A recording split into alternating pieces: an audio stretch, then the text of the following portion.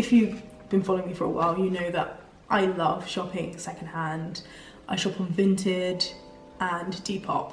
I post about shopping on these apps sort of regularly, but I've never actually sat down and spoken about how much I'm making on these apps. Today I'm going to be quite transparent about how much I made last year now in 2022 on Vinted. We're going to go month by month. If you have any of these items or similar items in your wardrobe, then maybe, you know, hopefully this inspires you to maybe get rid of a few things, declutter. I love the whole minimalism movement going on. I still have a while to go in getting there for sure, but this could be a start if you are like me and have so many things you just need to get rid of. And some things just give to charity, so let's get into it. In January 2022, I made zero.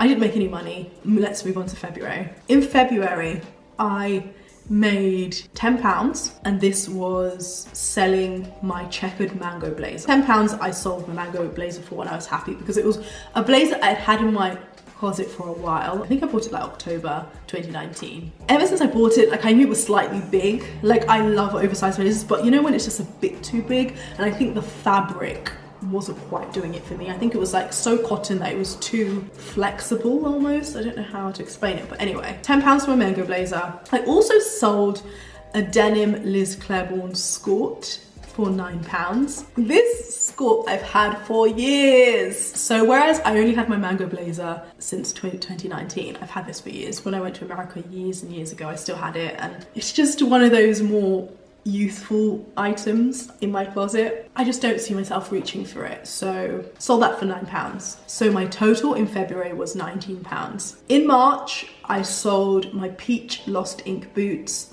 for £7. I think an offer was put in. Yeah, I think I put them for a bit more expensive. I think I put them for £9 and the person bought them for £7. It gets to a point where I prioritize just getting rid of things, as a lot of people do on the app. Total I made in the first quarter of 2022 was £26. Not tons of money. Moving on to the second quarter. The second quarter, I made nothing in April, nothing in May, and nothing in June. So I made nil points or nil pounds in the second quarter. Let's just move straight on to the third quarter. In July, I didn't make anything. Zilch, made nothing. In August, I made £9. I sold blue hunter boots, and these are my son's blue hunter boots. So moving on, again in August, I recently bought an Other Stories flare jeans. I actually bought these pair of jeans on the app, but unfortunately they felt like they were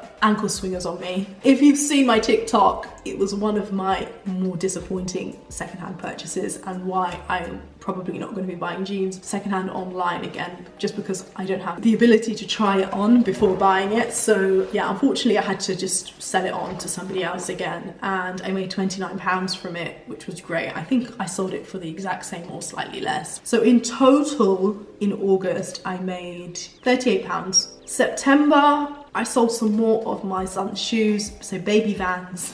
They sold for £10. Again, it was one of those cases I just want to get rid of them. The funny thing about them selling on Vinted is that I had put them on Facebook Marketplace. I had so many people contact me. I don't check my Facebook regularly, so I would miss it, and then they would ask if I could send it to them. It's funny, you know, I couldn't send it to them, but then I could send it on Vinted. I think with Facebook Marketplace, I put it at a price point that was just collection, which is easier. But anyway, in September, I also sold a dress that I bought from an African designer. So I have the dress myself, but I also have another size that I'm not wearing. I sold it for £25. That was interesting because the way I described it on the app, I think was quite good. And I think I might get into that in another video as to how to describe your items to make them more sellable. In September, I made a total of £35, and in the third quarter, I made a total of £73. I think that's the most I've made quarter-wise, I think. Moving on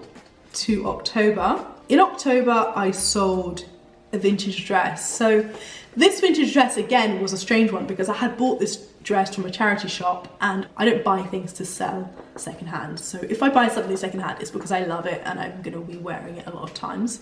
With this dress, I really did like it and I did wear it, but I was always a little bit self-conscious in it because it was quite low, like it dipped quite low, and I'm quite modest in the way I dress, so I just popped it online. Unfortunately, it sold for £15 in October.